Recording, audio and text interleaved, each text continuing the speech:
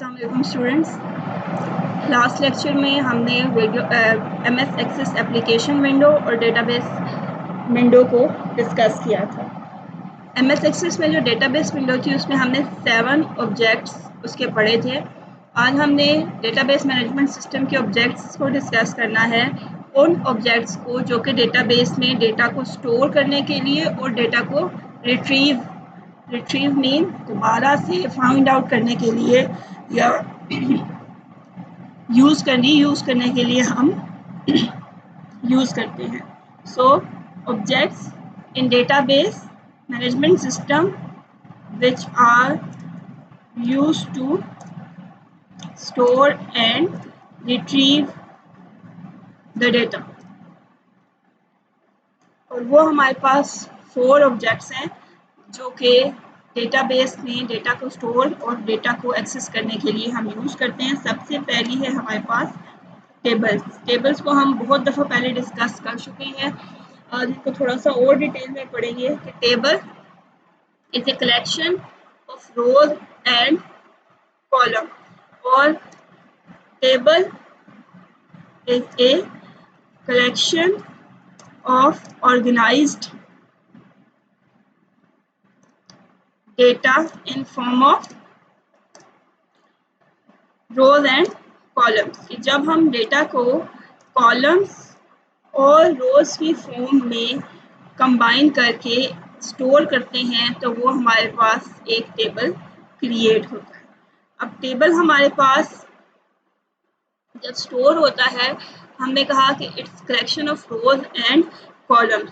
तो रो के लिए या रोज के लिए जो सेकंड वर्ड यूज होता है वो यूज होता है रिकॉर्ड का। एक रो को हम एक रिकॉर्ड भी बोलते हैं, या इसके लिए एक और वर्ड भी यूज होता है डेटाबेस में टपल का। टपल, रिकॉर्ड और रो, ये तीनों सेम वर्ड होते हैं।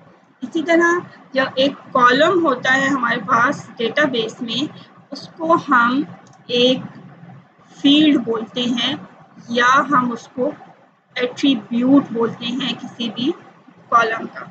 अब एक टेबल जो है वो किसी भी एक पार्ट या एक ऑब्जेक्ट का डेटा स्टोर कर रहा होगा। डेटाबेस में फॉर एग्जांपल टीचर्स का डेटा स्टोर करना है तो वो एक टेबल टीचर्स का बनेगा। स्टूडेंट का डेटा स्टोर करना है तो वो एक टेबल स्टूडेंट्स का बनेगा। अगर हमने लाइब्रेरी का डेटा मैनेज करना है तो लाइब्रेरी के नाम से एक अलग से हमारे पास टेबल बनेगा। तो जिस भी पर्सन या प्लेस या इवेंट किसी भी चीज़ से रिलेटेड हम डेटा कलेक्ट कर रहे होते हैं उसको रोज और कॉलम्स में हम स्टोर करते हैं। और टेबल्स बेसिकली हमारे पास एक एंटिटी का डेटा या एक एंटिटी की इंफॉर्मेशन स्टोर कर रहे होते हैं। एंटिटी क्या है? एनी प्लेस, पर्सन और इवेंट जिससे रिलेटेड हमने इंफॉर्मेशन स्टोर करनी है उसको हम एक एंटिटी बोलते हैं डेटाबेस की लैंग्वेज में, और वो एंटिटी हमारे पास एक टेबल बना देती है। जैसे टीचर्स एक एंटिटी है, स्टूडेंट, लाइब्रेरी, एडमिशन, ये सारी डिफरेंट एंटिटीज़ हैं जिनसे रिलेटेड हम डेटा को स्टोर कर रहे होते हैं। और एक एंटिटी जब हमारे पास हम आइडेंटिफाई करते हैं तो हम उस एंटिटी का टेबल क्रिएट कर देते हैं। जब हम टेबल क्रिएट करते हैं तो वो किसी ना किसी पर्सन, प्लेस या ऑब्जेक्ट से रिलेटेड कोई डेटा स्टोर कर रहा होता है, और उस टेबल में, उस एंटिटी के टेबल में हमारे पास कॉलम्स होते हैं और रोज होते हैं।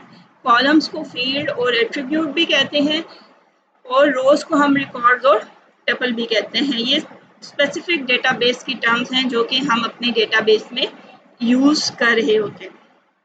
अब नेक्स्ट जो हमारे पास टेबल्स की इम्पोर्टेंस है वो क्या है कि ये मोस्ट इम्पॉर्टेंट ऑब्जेक्ट है, क्योंकि हमारा जो बेसिक डेटा है या डेटा स्टोर करने के लिए जो बेसिक यूनिट है वो टेबल्स है। सबसे पहले जब हम एक डेटाबेस बनाते हैं तो हम अपने टेबल में ही डेटा को स्टोर करते हैं। सेंट्रल कॉन्सेप्ट आप इसे कह लें कि ये एक सेंट्रल या सेंट्रल और मेन कंसेप्ट है डेटाबेस का या रिलेशनल डेटाबेस का।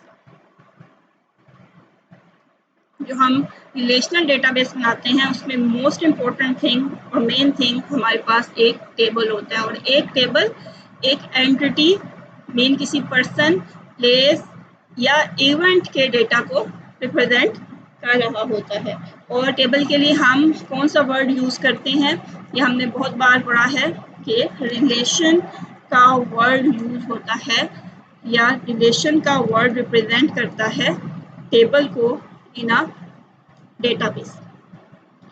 अगर हम डेटाबेस में टेबल बनाएंगे तो पूरी डेटाबेस में एक टेबल नहीं होता। एक ऑर्गेनाइजेशन जो टेबल डेटाबेस क्रिएट करवा रही है उसमें बहुत सारे टेबल्स हमारे पास मौजूद होते हैं,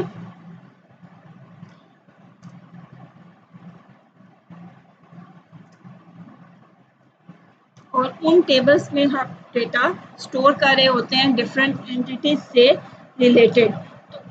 अब मोस्ट इम्पॉर्टेंट थिंग क्या होती है कि जितने भी टेबल हमने क्रिएट किए हैं उन सब के आइडेंटिफायर्स या उन सब के नेम्स डिसाइड किए जाते हैं। टेबल नेम, और टेबल नेम हर टेबल का यूनिक होना चाहिए। कहीं पे भी सेम नेम एक डेटाबेस के अंदर आपके पास सेम नेम के दो टेबल नहीं आ सकते। लाइक आपने टीचर्स का एक टेबल बनाया है तो दोबारा आप कोई दूसरा टेबल नहीं क्रिएट कर सकते जिसमें टीचर्स का डेटा स्टोर हो या वो टीचर्स के नाम से बना हुआ हो।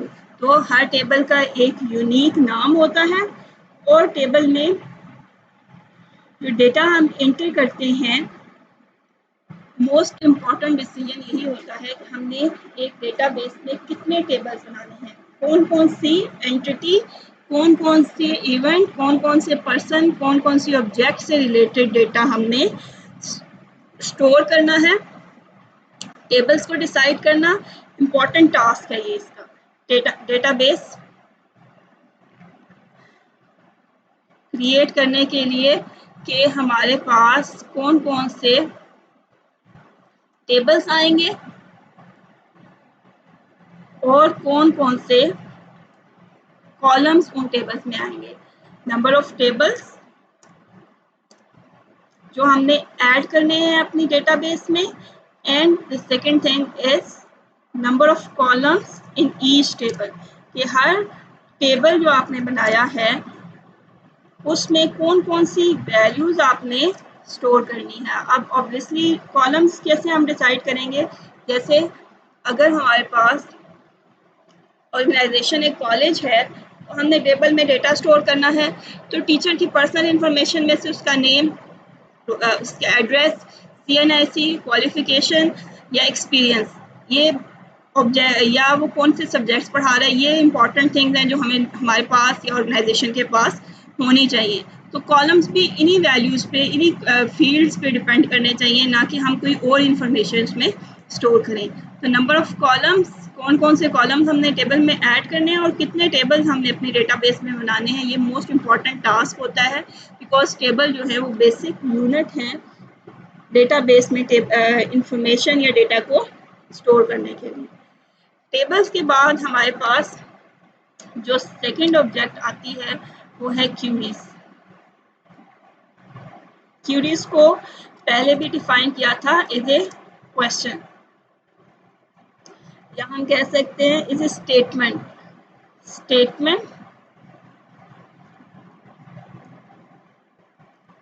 To extract data from database, कि आपने जब डेटाबेस में से कोई डेटा फाइंड आउट करना है, एक्सट्रैक्ट करना है किसी कंडीशन की बेस में, उस वक्त आप जो स्टेटमेंट लिखते हैं वो आपके पास एक क्यूरी कहलाती है।